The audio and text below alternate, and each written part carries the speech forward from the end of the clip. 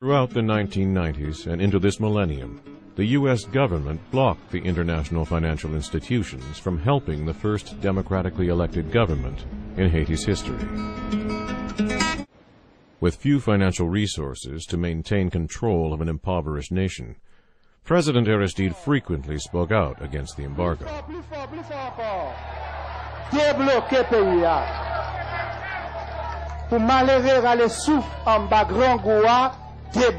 pays a.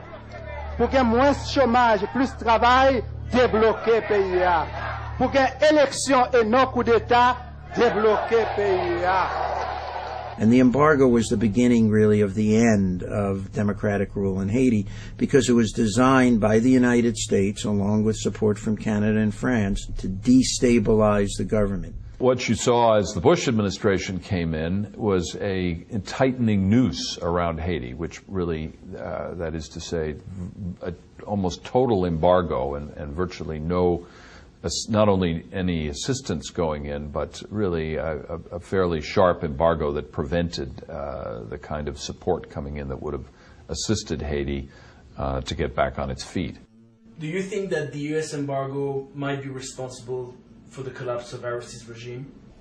Well, it's ridiculous. What's called an embargo, by the way, began in the year 2000.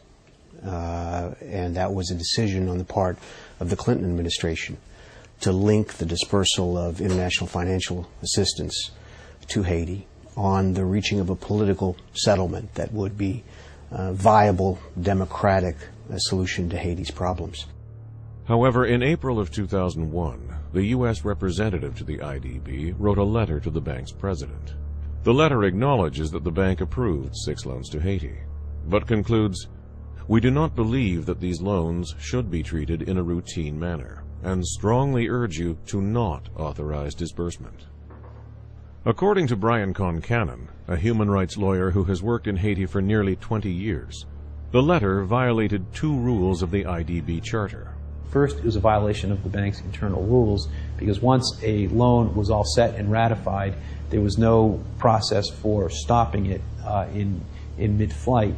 The second thing is the IDB charter holds that it should not be used for political purposes, and this was clearly a political use, and so they basically just came in and bullied the IDB to stop those loans.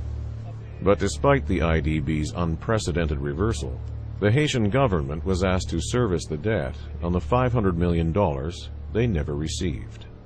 They prevent Haiti to get that money, and they oblige us to pay $5 million as interest for the money, which they still kept at that time.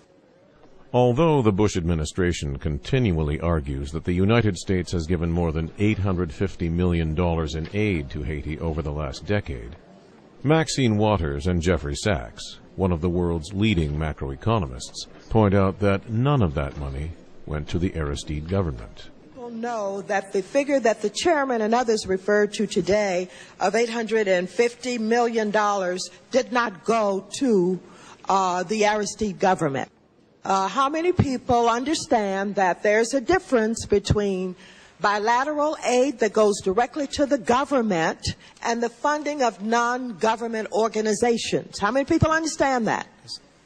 Understood. Yeah. Congresswoman? Yes, please respond quickly. Yes, very, very quickly. I spoke with President Aristide in early 2001. He laid out a very sensible, responsible economic vision and wanted to work with the Inter-American Development Bank, the International Monetary Fund, and the World Bank. And thus I was particularly shocked to come back to Washington to find a U.S.-imposed freeze on all of those institutions. How many people know that if you don't have that kind of aid, you have no money for the infrastructure, you have no money to clean up the water, you have no money for the police, you have no money for the fire, and while Mr. Aristide has been blamed for not doing anything about poverty, do you understand how he was strangled by the lack of aid, bilateral or otherwise? How many people understand that? Let me speak as a macroeconomist to say that it's even worse than that, because they drained him of foreign exchange reserves as he continued to service the debts to the international institutions. The exchange rate collapsed,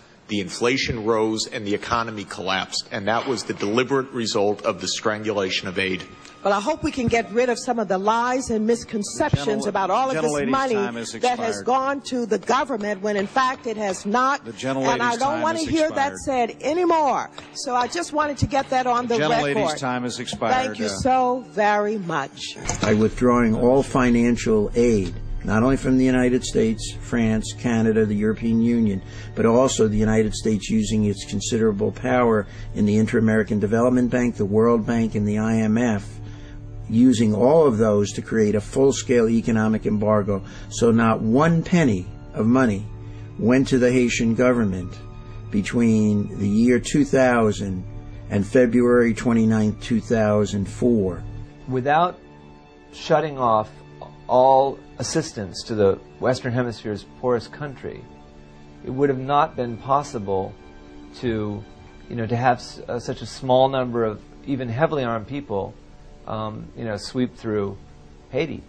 The United States wanted to prevent Haiti to go through a democratic process. They gave weapons to thugs from Santo Domingo to Haiti. They went to kill people. Every year, they spent about $55 million US, and last year it went up to $70 million US, financing thugs, convicted people, political parties. Even James Dobbins, who worked in Haiti on behalf of both the Clinton and Bush administrations, and is now a consultant for the Rand Corporation in Washington, acknowledges the mistake. I think that the decision to cut off all assistance to Haiti in 2000, a decision which wasn't just American, by the way, but which Europe agreed to, is directly responsible for the disintegration of Haitian institutions and the weakness which would allow 200 armed criminals to overthrow the government. And as James Dobbins suggests, it is not only the U.S. government that has been blamed for Haiti's descent into chaos. For Napoleon's France, Haiti was the Republic's most valuable colony in the New World, capable of generating immense wealth on the backs of the island's enslaved population of Africans. By the summer of 1800, however, a freed slave named Toussaint Louverture had taken advantage of the constant skirmishes between the Spanish and French to form a formidable army of his own. In January of 1801, Toussaint expelled the European powers from Haiti, freed the slaves, created a constitution, and became governor of the island. Napoleon, however, would not be denied, and behind an invasion the following year forced Toussaint to lay down his arms and retire. A few weeks later, Haiti's first liberator was accused of plotting an uprising, kidnapped and sent to France, where he died in a prison in April of 1803. The French refused to formally recognize Haiti as an independent nation, and the island's inhabitants lived in constant fear of their former colonizer. In 1825, the French sent 14 warships into the harbor of Port-au-Prince, and under the threat of reoccupation and restitution of slavery, coerced Haitian President Jean-Pierre Boyer to pay France 90 million gold francs in exchange for diplomatic recognition. The debt has been a stranglehold on the Haitian economy ever since. In an attempt to remove this burden, on the bicentennial of Toussaint's death in April of 2003, in a bold and desperate speech, Aristide called upon France to return the money, which his government calculated to equal over $21 billion. Il nous faut, premièrement, restitution, deuxièmement, réparation. Parce qu'en 1825, sous le gouvernement de Boyer, nous avons dû payer 90 millions de francs or à la France.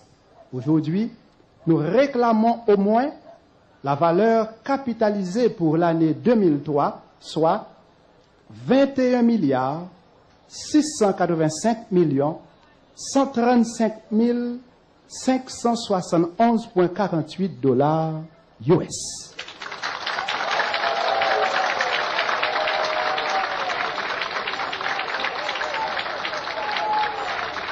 C'est vrai que... For President Aristide, however, historical injustices cannot be so easily forgotten. I ask respectfully to France on behalf of the Haitian government and the Haitian people to be paid, because this money belongs to the people of Haiti. To press the issue with France, the Aristide government ran commercials like this one on Haitian national television, connecting an historical injustice with Haiti's current economic crisis.